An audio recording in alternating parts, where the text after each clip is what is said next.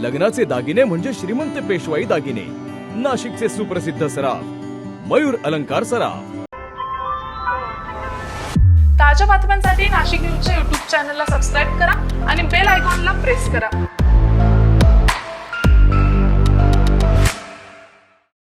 Jail Road परिसरातील कोठारी कन्या शाळेच्या भिंतीलगत गावठी पिस्तूल व जिवंत काडतुसे विक्रीसाठी आलेल्या दोघा युवकांना गुंडाविरोधी पथकाने सापळा रचून अटक केली आहे। आरोपींकडून देशी बनावटीचे पिस्तूल व जिवंत काडतुसे जप्त करण्यात आली आहेत। गुंडाविरोधी पथकाचे राजेश राठोड यांना माहिती मिळाली की दोन युवक जेलरोड मार्गावरील कोठारी कन्या शाळेलगत पिस्तूल विक्रीसाठी येणार आहेत। ही माहिती पथकाचे प्रभारी उपनिरीक्षक संदीप पवार यांना देण्यात आली।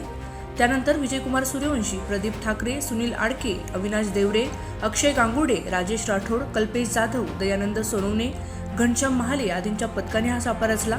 या कारवाईत सिन्नर फाट्यावरील साठेनगर येथील राहुल उर्फ गोटू प्रभाकर साठे व जेलरोड येथील निशांत उत्तम सोनवणे यांना ताब्यात घेण्यात आले। त्यांच्याकडून एक देशी बनावटीचे पिस्तूल व जिवंत काडतुसही जप्त करण्यात आली।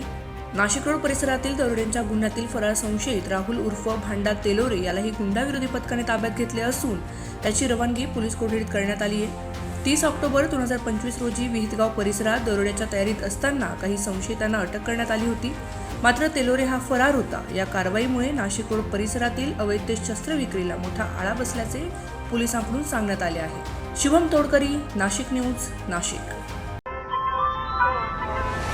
ताज्या बातम्यांसाठी नाशिक न्यूजच्या YouTube चॅनलला सबस्क्राईब करा आणि बेल आयकॉनला प्रेस करा।